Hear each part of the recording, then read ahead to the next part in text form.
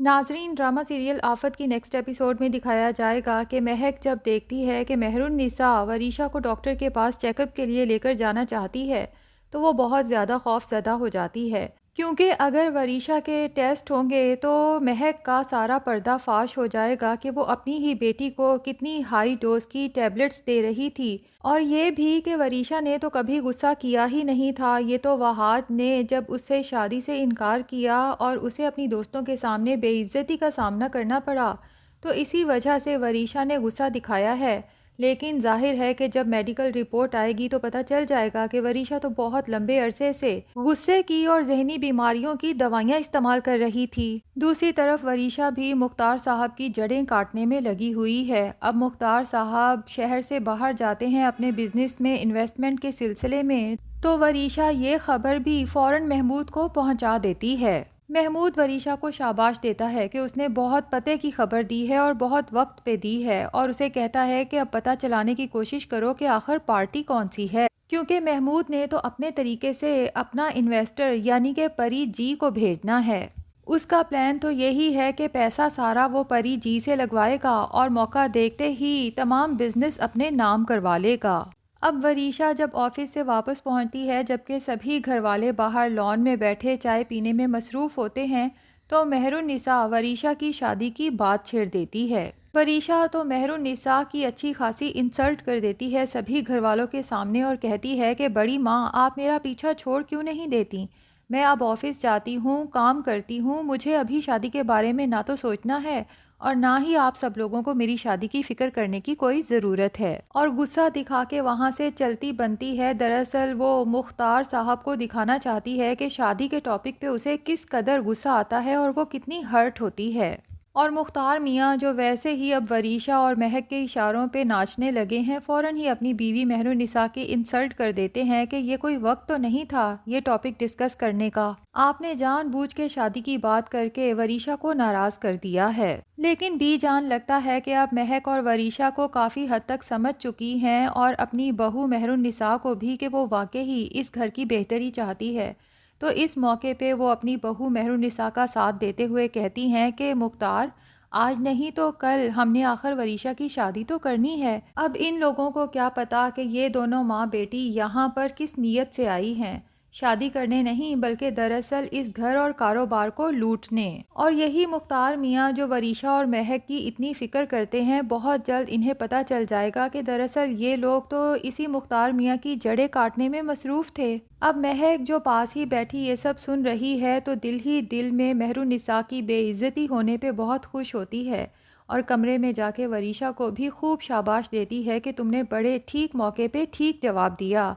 मेहरुन्निसा की तो मुख्तार भाई ने ऐसी बेइज्जती की है कि सच्ची बहुत मज़ा आया। बड़ी हवाओं में उड़ती फिर रही थी, मुख्तार भाई ने तो उसके पर ही काट दिए। और अभी महक को भी आगे चल के मज़ा आने वाला है, क्योंकि वरीशा अपनी माँ से तो अब कुछ डिस्कस ही नहीं करेगी, वो तो महमूद के इशारों पे नाच रही है और उसी के साथ मिलके तमाम प्लानिंग करेगी। तो आगे चल के महक को भी महमूद पर बहुत गुस्सा आएगा कि मेरी बेटी को अपने फ़ायदे के लिए इस्तेमाल कर रहा है और मुझे इन्वॉल्व भी नहीं होने देता। दूसरी तरफ वहाज और शिफा के यहाँ तो बहुत बड़ी खुशखबरी आने वाली है। शिफा कमरे को डेकोरेट करती है, वहाज को आंखें बंद करके आने का कहती है, तो वहाज सारी डेकोरेशन देखकर हैरान हो जाता है कि शिफा, अभी कुछ दिन पहले ही तो तुमने मेरी बर्थडे सेलिब्रेट की है, अब एक दफ़ा फिर से किसकी बर्थडे आ गई, तुम्हारी तो नहीं है। तो शिफा कहती है, वहाज एक दफ़ा ज़रा नीचे तो देखें। जब वहाज टेबल की तरफ देखता है तो वहाँ पर रखे केक पे लिखा होता है टू बी पेरेंट्स। वहाज की खुशी का तो कोई ठिकाना नहीं रहता, शिफा को पकड़ता है और खुशी से झूमने लगता है। और फिर अगले दिन नाश्ते की टेबल पे जब शिफा वहाज से कहती है कि हमें ये खुशखबरी घर वालों के साथ, ख़ास तौर पे बी जान के साथ भी शेयर करनी चाहिए,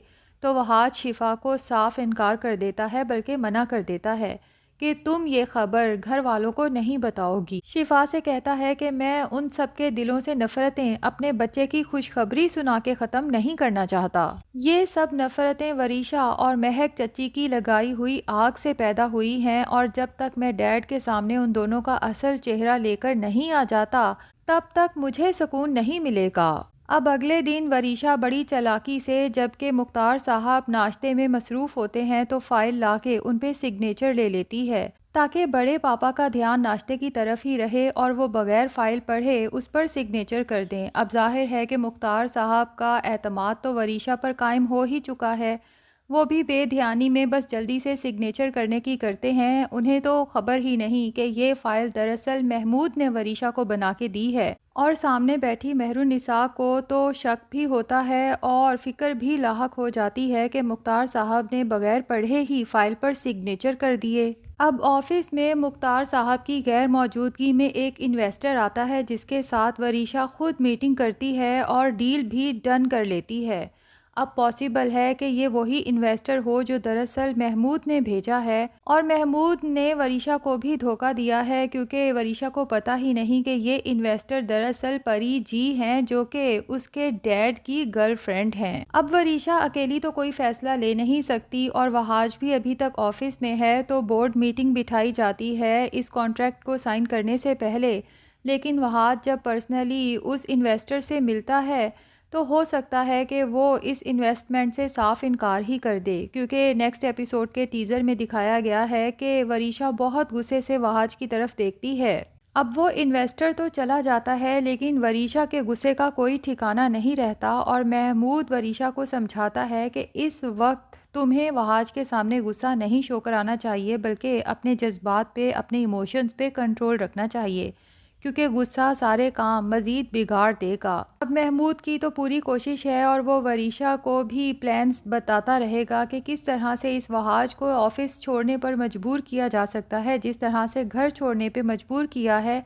लेकिन इस बार लगता यही है कि वहाज ऑफिस छोड़ के नहीं जाएगा, क्योंकि शिफा ने उससे प्रॉमिस लिया है कि वो बड़े पापा का साथ कभी नहीं छोड़ेगा, जब तक बड़े पापा को इस वरीशा और महक का असल चेहरा नज़र नहीं आ जाता।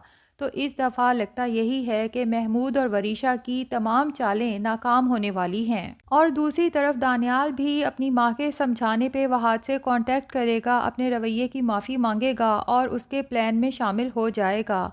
तो वहाज उसे समझाएगा कि अब वो महमूद के पास वापस जाए, उससे माफ़ी मांगे और उसे एहसास दिलाए कि घर छोड़ के मैंने बहुत बुरा किया और उसके बाद दर बदर की ठोकरें खाईं। फिर महमूद जैसे जैसे उसे समझाता जाए, दानियाल करता जाए। इस तरह से महमूद के खिलाफ जब सारे सबूत जमा होंगे, तो ना सिर्फ महमूद और महक का असल चेहरा मुख्तार साहब के सामने आएगा, बल्कि इस वरीशा के सामने भी आएगा, जो आज तक उसके साथ झूठ बोलते आए कि मुख्तार साहब ने वरीशा के मरहूम बाप पे बहुत जुल्म ढाए। वरीशा को अब जाके पता चलेगा कि जुल्म तो दरअसल मेरी अपनी सगी माँ और इस महमूद ने मिलके ढाए थे। और इन दोनों के चक्कर का जब उसके बाप को पता चला, तो वो ये सदमा बर्दाश्त नहीं कर सका और उसका एक्सीडेंट हुआ और डेथ हो गई। तो नाजरीन, आपको लाइबा खान आफत में वरीशा के करैक्टर में ज़्यादा पसंद आ रही है या फिर कफ़ारा में सितारा का करैक्टर ज़्यादा पसंद आया था? कमेंट सेक्शन में ज़रूर बताएं और अगर चैनल पे नए हैं तो प्लीज़ चैनल को भी सब्सक्राइब कर लें।